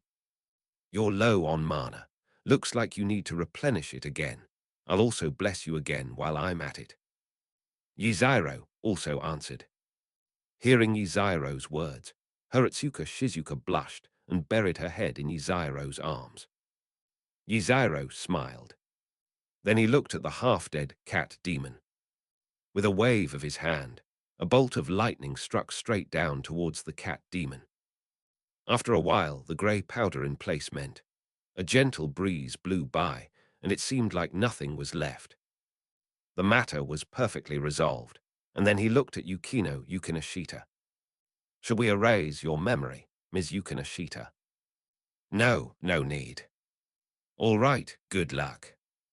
After saying that, Yizairo took Haratsuka Shizuka and transformed into a gentle breeze, returning to his home. Yukino Yukinashita was also stunned for a moment when she saw the two disappear without a trace, but since supernatural phenomena such as monsters had appeared, it was not surprising. Then go home. Yizairo's home. The original room was expanded by Gyurifia. A large Western-style castle connects beautifully to this small villa. Ria's, Sona, and Yizairo's familiars sat together, while Haratsuka Shizuka's face was slightly flushed because she had just replenished her mana and cast a protective spell. It's rare for people to chat when they're all gathered together. All right, since everyone's here, I'll say something first. At this moment, Yizairo spoke up. Everyone turned to look at Yizairo.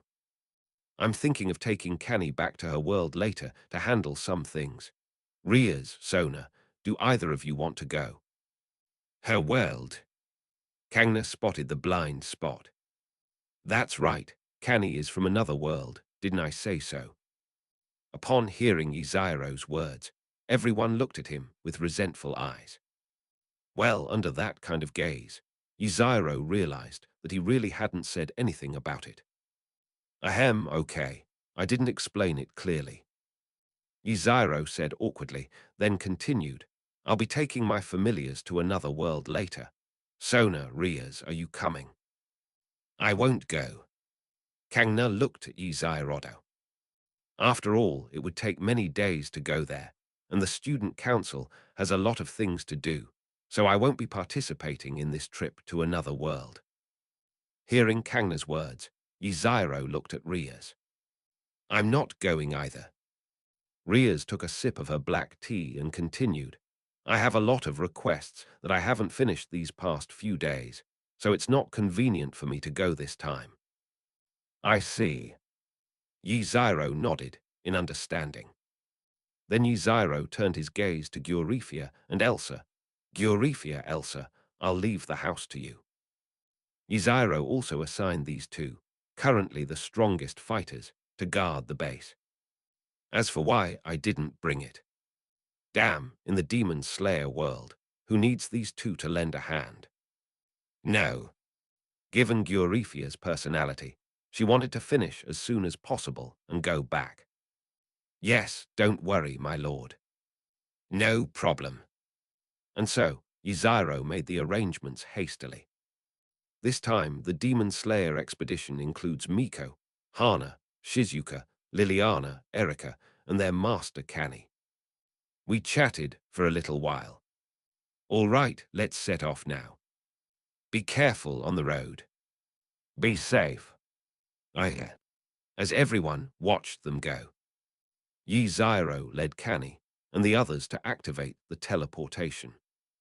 With a flash of light, everyone disappeared from the room. Demon Slayer, World of Demons. In a remote forest, Yizairo and his group were teleported inside.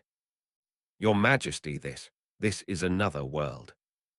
Liliana and Erika looked around curiously, feeling as if they had stepped into the early 20th century. That's right, this is another world, a world with cannibals. Yizairo briefly explained the situation of this world to Erika and Miko, and everyone understood everything after Yizairo's explanation. Master, let's bring Musin out to sunbathe. Meanwhile, inside the Infinite City. While conducting an experiment, Musin Kibutsuji suddenly sneezed and felt a chill run down his spine. Chapter 73, Sisters Meet. The wind will carry your longing to the one you long for, or it will bring the one you long for to your side. With Yzairo's strong wind activated, the group transformed into a gentle breeze and arrived at the entrance of the butterfly house. Wow, what a huge and luxurious mansion. It's really nice, with a classic and elegant feel. Is this Canny's house? Eyes. Standing outside the butterfly house, Gianzi, Zairohua, and the others looked at the huge house and couldn't help but sigh. They're all right, but I wonder how Shinobu and Kano are doing. Has she grown up yet? Is Shinobu still the same temperamental person? Is Kano able to make her own choices now? Kanny spoke with a smile, her eyes filled with longing. Yzairo stood beside her. All right, knock on the door. Kanny nodded, then prepared to knock on the door. Suddenly, the door opened, and a girl with twin ponytails wearing a dark blue butterfly hair accessory opened the door. Who are you? Don't you know this is the wounded's quarters? Before the girl could finish speaking, she looked at the person in front of her and was clearly stunned for a moment. Insect pillar. No, insect pillar Sama is still inside you. You are flower pillar Sama. Oh my Tilda, I didn't expect that Aoi hadn't forgotten me. Kanny spoke with a smile on her face. Kanzaki Aoi covered her mouth in surprise, her eyes filled with excitement. Lord Hanahana isn't. He's not dead, thank goodness. Kanzaki Aoi turned and ran towards the butterfly mansion, shouting. The flower pillar is back. The insect pillar, Kanao-san, the flower pillar is back. Kanny smiled as she watched Kanzaki Aoi shouting and making a scene. This child. Let's go in together, Zyro, and everyone else. Let's go. Led by Kanny, the group entered the butterfly mansion and began to tour the vast estate. Lots of butterflies, a lovely courtyard. At this moment, inside a room in the butterfly mansion, Shinobu Kocha and Kanao Tsuyuri were kneeling in front of a memorial tablet. The name of Kanny Kocha was clearly written on the memorial tablet. Butterfly lowered her head, trying to stop her tears from flowing. After a while, she raised her head and gave a sweet smile. Sister, today Shinobu became a pillar thanks to the Lord's announcement, and Kanao is also working hard to learn your flower breathing technique. Sister, do you know, I've been working hard to avenge you and kill those evil spirits. Eyes. Shinobu's voice trembled slightly, her words filled with longing. At that moment, the door was suddenly opened. Shinobu Koch looked at the girl who was leaning against the door, panting, and said helplessly, Zyro Kui, what happened? Kanzaki Aoi said slowly, Shinobu-sama, good news. Bang tilde. Shinobu Kocho and Kanao Tsuyuri quickly stood up and stood on either side of Aoi Kanzaki. Zyro Kui, what did you say? Shinobu Kocho looked at Aoi Kanzaki with some disbelief. Kaguya-sama is back. Take me there right now. Yes, Lord Shinobu. Led by Kanzaki Aoi, Kocho, Shinobu, and Tsuyuri Kanao quickly walked outside. Shinobu stopped in her tracks as she saw the figure walking towards her.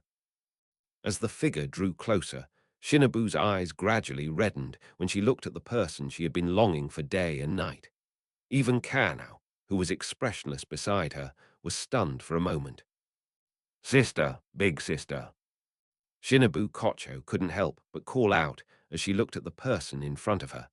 Her voice trembled slightly, as if she was afraid that everything in front of her was an illusion. Kanny looked at Shinobu Kocho, who seemed a little older than before, and a gentle smile spread across her face. Looking at the mature Shinobu Kocho and the Nikarin blade bearing the pillar symbol, Kanny also had a look of satisfaction on her face. Shinobu, it's been a long time. You've grown up and even become a pillar. Upon hearing this, Shinobu Kocho could no longer control her emotions. Tears welled up in her eyes, and she rushed over, hugging Kani tightly, sobbing uncontrollably. Kani didn't say anything, but gently patted Shinobu's back. Kanao Tsukehana stood there stunned for a moment, opened her mouth as if to say something, but then froze in place. Kani also noticed her. He then beckoned to Kanao, signaling her to come over. Kanao Tsukehara could no longer suppress her longing, and quickly came to Kani's side, hugging her and burying her head in her arms. He could feel his two younger sisters trembling. Kani said softly, "Okay, okay, don't cry till the big sister is back." Thus, the three sisters were reunited. Everyone smiled with relief as they watched this heartwarming scene. Jing Kai wiped her eyes with a handkerchief she had somehow gotten her hands on, saying, it's so touching." Yurikawa Hana, what a heartwarming reunion scene. Erika, yes, it's sisterly love. The crowd began to whisper among themselves. Yiziro stood aside, watching the reunion, and smiled. No one stepped forward to disturb the sisters' reunion, they just stood quietly by and watched. After a while, Shinobu Kocha stepped out of Kani's embrace. He wiped his eyes and smiled at Kani. "Sister, welcome back." At the same time, the Yubayashiki residence. Kaguya Yubayashiki and his wife and children sat at the door looking at the moon in the sky. His forehead was covered in scars, and he was blind in his other eye. At that moment, a blue-dyed raven flew over and stood in front of Kaguya Yubayashiki. It is Kaguya Yubayashiki's Kasugai Izaka. "I don't know the name of my lord, the crow. If you do, please mention it so I can make some changes." "Oh, it's Ran. What brings you here?" Kaguya Yubayashiki looked at his Kasugai rabbit and waved it over. Ran came to its side. It spoke in a voice that sounded like it was inhabited by Aizen. "Good evening, master. How are you feeling today?" "Not bad. Any news about Ran?" Faced with Kaguya Yubayashiki's question, Ran slowly spoke. "Master, Kani Hanabira has returned to the butterfly mansion." "Really? Cough, cough." Upon hearing the news that Kani Kocha was still alive, Kaguya Yubayashiki became excited and started coughing. Yubayashiki's wife, Amin, quickly patted his back, looking at her husband with a worried expression. Kaguya Yubayashiki paused for a moment, then said, "This is really good news. Ran, Kani is still alive. As long as she's alive, that's all that matters." "Ran, thank you for bringing this good news." Ran continued. 7 companions returned with Huaju, and the leader was a man named Yiziro. "Yiziro. It seems Kani has had quite a few stories these past few years," Kaguya Yubayashiki said with a smile. "I have a feeling that Musen Kibutsuji is not far from his death. Ran, I'll trouble you to invite this gentleman and the Butterfly Sisters tomorrow." "Clear." Fellow cow traitors, how about Miss Tamyo? Chapter 74, The Butterfly Sisters' Confession. Shinobu Kocho will also become a demon. Butterfly House, inside a living room. Yiziro and the others sat together with the Butterfly Sisters. "Who are my sisters?" Shinobu asked her older sister, curiously, who these people were. "They're best friends. Tilda, this is Miko Yotsuya." "Hello there. This is Erika." "Hello, Ms. Shinobu." "Who is this?" Kani Kocho introduced the people in front of her to the Kocho sisters one by one. Shinobu Kocho nodded earnestly. "This last one is Yiziro," Kani Butterfly said shyly, covering her face. "My savior, my master." "Master, master." Hearing her older sister's introduction, Shinobu was stunned. What kind of weird nickname is this? That's going too far, calling someone a master. What on earth did this man do to my sister? "You bastard, what did you do to my sister?" Shinobu Koch instantly flew into a rage. She stared intently at the man in front of her, who had been trafficking her older sister for nearly 2 years. My sister must have been brainwashed by this man. Why did my older sister say so easily that he was her master? All right, hold back and don't act impulsively. How can I not be impulsive? Did this man force you, sister? If you agree, I'll cut him into 8 pieces. At this moment, Shinobu Kocho no longer cared whether she was a lady or whether she could lift the axe or even swing it. This is my own older sister. All right, Shinobu, Kani reassured her younger sister. Zyro is my husband, and also your brother-in-law. How? Shinobu Kocho was stunned. No, sister, are you serious? Everyone thought you were dead, but you actually got married. Is it possible that you'll bring me a nephew any later? You're deceiving my feelings. Little butterfly Tilda, call him brother-in-law. Yiziro smiled and patted Shinobu Kocho's head as she spoke. I disagree. I oppose this marriage. Shinobu Kocho slapped Yiziro's hand away and ran away. Yiziro watched as Kocho Shinobu left, acting like a little firecracker. Had her true nature returned once her older sister came back? I'm sorry, Zyro. It's all right, go see your sister. After all, you haven't seen her for so long, and you have a lot to talk about. Yiziro said with a smile. Kani nodded and chased after Shinobu Kocho. As Kani Butterfly left, Yiziro's gaze fell on Kanao Tsuyuri. Kanao Tsukehana tilted her head, looking at the older brother in front of her with some confusion. Looking at the girl, Yiziro wondered if he should erase all her painful memories and let her be a happy child. That's a really great idea. A gentle breeze blew by. The news from Kaguya Yubayashiki's side was also carried over by the wind. I have to say, this guy is really gentle. And please, what a fine word, please. Yiziro's lips curled up, clearly indicating that he was in a good mood. It seems this family head has seen a different future. All right, you guys get some rest, or you can team up and go kill some ghosts. Remember, only the sun can destroy ghosts, Tilda. Clear. After Yiziro finished giving his instructions, everyone went about their own business. As everyone left, little one, get some rest. As Yiziro spoke, he rubbed the head of Kurihana Kanao, saying that it was quite easy for her to say something. Then the memory was compiled. Kanao felt tired and then closed her eyes. Yiziro silently altered a little bit of her memories, changing all the bad ones and making everything develop into a beautiful story. Seeing Kurihana Kanao lying on the ground, Yiziro picked her up and walked towards her room. Place it on the bed and cover it with a blanket. Sweet dreams. After saying that, Yiziro walked towards the direction of the butterfly sisters. Meanwhile, on the roof, Shinobu sat on the moon, looking at it. She should be happy that her older sister had returned, but why did she feel a little unhappy? Tolerate. Kani sat down next to Shinobu, looking at her with concern. Sister, where have you been all this time? What exactly happened that day? And what's with that guy? Shinobu Koch asked all the questions that were on her mind. Kani smiled and then took out the white card. Shinobu, do you remember this? Of course I remember the strange card. Is it related to these things? Of course it's related. It's this card that will allow you to meet Shinobu again.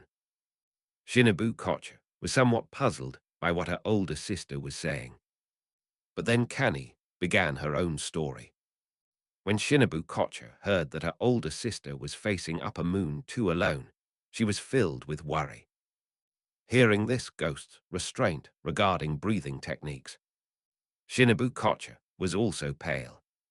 He heard that he used this card to summon a demon, saved his sister, and then lived in another world for a while.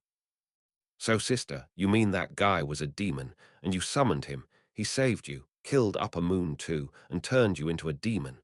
And in the end, you two lived happily ever after. That's right.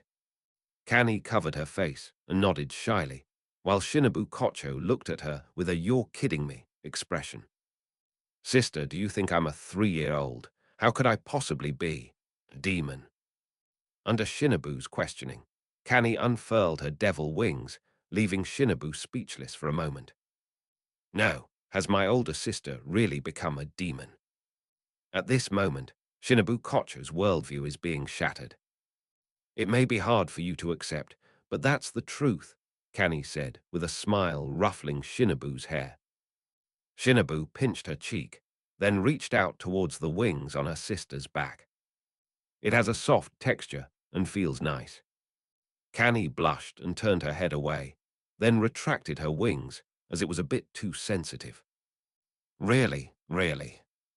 Shinobu Kocho murmured, my older sister has truly become a demon. Sister, what is the price of becoming a demon? What are the side effects? Tilda, as for the price, everything I have belongs to my lord. As for the side effects, there aren't any, are there? Eternal life, immense power, and the ability to eat, drink, and have fun as usual, do those count? Hearing her older sister's words, Shinobu Kocho fell silent once again. If what my sister said is true, then my sister has eternal life, while I am just an ordinary person. So, 100 years from now, I will be separated from my sister again. No, absolutely not. Shinobu frowned and began to think. If I became a demon, then I could be with my sister. Everything she owned belonged to that guy. So she and her sister both married that guy, and the Sound Hashira already has 3 wives. That's not necessarily a bad thing. Shinobu Kocho, having figured things out, said to Kani, Sister, let me become a demon too. Chapter 75, The Devilish Shinobu Kocho, First Encounter with Kaguya Yubayashiki. Sister, let me become a demon too. How? Kani was stunned for a moment when she saw her sister's sudden change, but she quickly understood what her sister was thinking. Kani said softly, Have you thought it through, Shinobu? I've made up my mind. I don't want to be separated from my sister again. Seeing Shinobu's envy once again, Kani smiled gently. This isn't something you're talking about with me, Tilda. Shinobu Kocho was taken aback at first, then realized who Kani was referring to. She bit her lip and nodded firmly. At this moment, Yuziro had already arrived behind them. Everything is already known. I heard someone want to become a demon, Yuziro said at this moment. Shinobu Kocho looked back at the man in front of her who had turned her sister into a demon, her nominal brother-in-law. Once you become a demon, everything about you belongs to me. You will be my possession, and everything will be under my control. Yuziro met Shinobu's eyes and calmly asked, You can accept these conditions? Listening to Yuziro's words, Shinobu Koch got out of the taxi in a standard manner. Thank you, Your Excellency Demon. I don't want to be separated from my sister. Looking at Shinobu Kocho in front of me, I didn't expect things to progress so quickly. They've already made unexpected gains so soon after arriving. I thought I would need some more time. However, Yuziro still wanted to tease the little butterfly in front of him. Then he turned to Kani and said, Kani, this girl doesn't even want to call me brother-in-law. Butterfly paused, stunned. Kani understood Yuziro's words, which meant that Yuziro agreed. She then patted her silly younger sister and said with a smile, Ren, aren't you going to greet people? Shinobu's cheeks flushed slightly. After hesitating for a moment, she obediently said, Brother-in-law. Yuziro nodded in satisfaction. Are you ready, little butterfly? Ready. Okay. The roulette wheel